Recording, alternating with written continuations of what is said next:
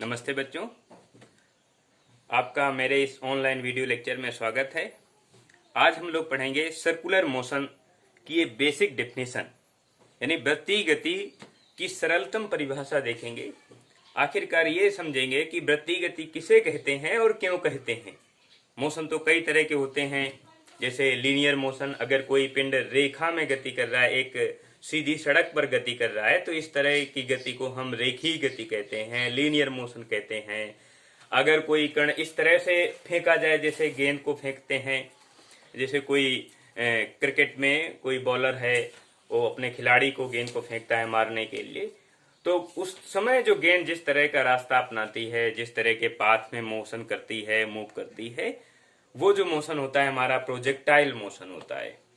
अगर हम किसी पिंड को जमीन से ऊपर की ओर फेंकें या ऊपर से नीचे की ओर गिराएं, तो इस तरह के मोशन को हम कहते हैं अंडर ग्रेविटी मोशन। गुरुत्व क्षेत्र के अंतर्गत गति हो रही है। वैसे सभी गतियां गुरुत्व क्षेत्र की वजह से होती हैं। तो अलग अलग स्थितियों में जो मोशन का नाम है यानी गति का नाम है, वो अलग अलग रख दिया जाता है। यहाँ पर एक विशेष तरह का मोशन है, विशेष तरह की गति है, जिसे हम वृत्तीय गति के नाम से जानते हैं, सर्कुलर मोशन के नाम से जानते हैं। तो सर्कुलर मोशन कहते क्यों है? क्योंकि पिंड सर्कल में मूव करता है।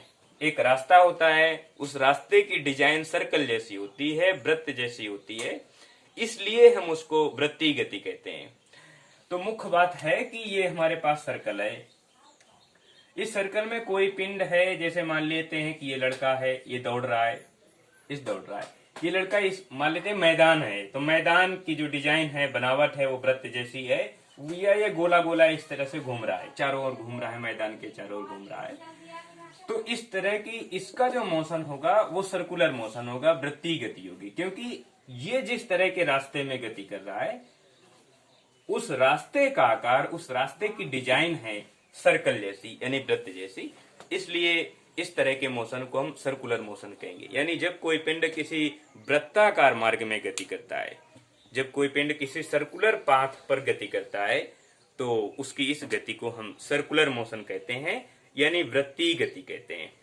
अब इसको यहां पर गति करना है, यहां पर इस तरह से इसकी पूरी परिधि पर गति करना है, या आधी परिधि पर गति करे, लेकिन इसका जो रास्ता होना चाहिए वो वृत्त की डिजाइन जैसा होना चाहिए, या वृत्त जैसा होना चाहिए, या वृत्त में गति करे। तो इस तरह के हम मोशन को वृत्तीय गति कहते हैं यानी सर्कुलर मोशन कहते हैं। ये सर्कुलर मोशन दो तरह का होता है। एक यूनिफॉर्म सर्कुलर मोशन यानी एक समान वृत्तीय गति, uniform circular motion, uniform circular motion. और दूसरा होता है non uniform circular motion, uniform circular motion. एक प्रकार होता है यूनिफॉर्म सर्कुलर मोशन और दूसरा होता है नॉन यूनिफॉर्म सर्कुलर मोशन। इसको हम समझते हैं सबसे पहले यूनिफॉर्म सर्कुलर मोशन को।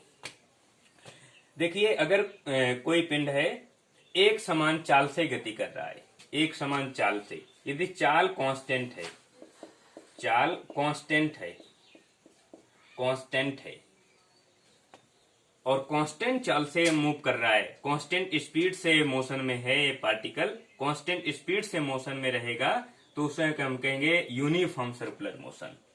अगर इसकी जो स्पीड है वो 10 मीटर पर सेकेंड है, तो पूरे पाथ पर, पूरे रास्ते पर इसकी स्पीड 10 मीटर पर सेकेंड होनी चाहिए।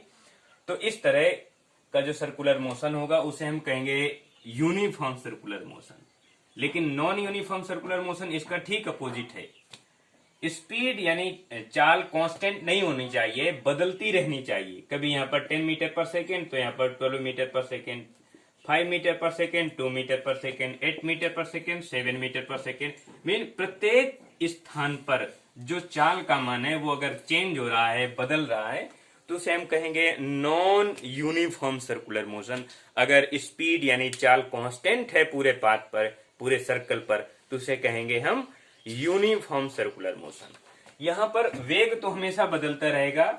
वेग के पास दो चीजें होती हैं, परिमाण यानी मैग्नीट्यूड और डायरेक्शन यानी दिशा, दो चीजें होती हैं। तो डायरेक्शन तो हमेशा ही चेंज होगा। अगर यहाँ पर पार्टिकल है तो ये इस डायरेक्शन में मूव करेगा, अगर यहाँ पर है तो इस डायरेक्शन में, अगर यहाँ पर है तो इस डायरेक्शन में, अगर यहाँ पर है तो इस डायरेक्शन में, यहाँ पर है तो इस डायरेक्शन में, लेकिन चाल का मान उतना ही है 10 मीटर पर सेकेंड, चाल नहीं बदल रही है। यहाँ पर आएगा तो ये इस डायरेक्शन में है, डायरेक्शन, और यहाँ पर ये डायरेक्शन, तो डायरेक्शन चेंज हो गई, डायरेक्शन चेंज हुआ तो वेलोसिटी का मान चेंज हुआ, बट यूनिफॉर्म सर्कुलर मोशन में स्पीड कांस्टेंट है। यूनिफॉर्म सर्कुलर मोशन में स्पीड कांस्टेंट है। अगर स्पीड कांस्टेंट नहीं है, वो वेरिएबल स्पीड से मूव कर रहा है, चेंजिंग स्पीड से मूव कर रहा है, तो इस तरह के मोशन को हम नॉन यूनिफॉर्म सर्कुलर मोशन कहेंगे, असमान गति कहेंगे। लेकिन कांस्टेंट स्पीड से मूव कर रहा है तो हम कहेंगे यूनिफॉर्म सर्कुलर मोशन, एक समान गति। ये इनकी बेसिक डिफिनेशन है सर्कुलर मोशन की। ये दो तरह का होता है, यूनिफॉर्म सर्कुलर मोशन और नॉन यूनिफॉर्म सर्कुलर मोशन। ये दोनों बातें ध्यान रखना है, यूनिफॉर्म सर्कुलर मोशन और non uniform circular motion. Uniform circular motion कब होगा? जब पार्टिकल यूनिफॉर्म स्पीड से मूव करेगा, जब पार्टिकल यूनिफॉर्म स्पीड से मूव करेगा। यूनिफॉर्म वेलोसिटी नहीं, वेलोसिटी चेंज होती है। वेलोसिटी में दो चीजें होती हैं, परिमाण और दिशा, यानी magnitude and direction, but direction तो चेंज होती है। सर्कल के प्रत्येक स्थान पर जो मोशन की डायरेक्शन है वो चेंज होती है, बट स्पीड यदि नहीं चेंज हो रही है, डायरेक्शन चेंज हो रही है, उसकी कोई दिक्कत नहीं है, कोई तकलीफ नहीं है। लेकिन यदि स्पीड कांस्टेंट है, डायरेक्शन चेंज हो रही है, चेंज होने दो, स्पीड यदि कांस्टेंट है, यानी कांस्टेंट स्पीड से मूव करेगा, कहां पर? सर्कल पर। और ये भी विशेष ध्यान रखना है कि उसका 5 सर्कुल जैसा होना चाहिए, वृत्तीय होना चाहिए, तभी उस गति को, उस मोशन को हम सर्कुलर मोशन कहेंगे। अन्यथा किसी दूसरा मोशन हो जाएगा, मोशन का नाम कोई दूसरा हो जाएगा, तो यहां पर हमें वृत्त का विशेष ध्यान रखना है। तो यूनिफॉर्म मोशन से गति करेगा तो यूनिफॉर्म सर्कुलर मोशन होगा। अगर कांस्टेंट यानी नॉन यूनिफॉर्म स्पीड से मूव करेगा, यानी स्पीड की जो वैल्यू है वो लगातार यदि चेंज हो रही है, बदल रही है, कौन? स्पीड किसकी? पार्टिकल की। कहां मूव करेगा? सर्कल में, लेकिन बदलती हुई स्पीड से मूव करेगा, तो उसे कहेंगे हम non uniform circular motion. Non uniform circular motion. इसका ये सेंटर होता है, ये हो गई रेडियस हो गई। इसके बहुत सारे और एप्लीकेशन बनते हैं, जैसे सेंट्रीपिटल एक्सेलरेशन है, AC = v² divide by r है। सेंट्रीपिटल फोर्स है, यानी FC = है mv² डिवाइड बाई r है।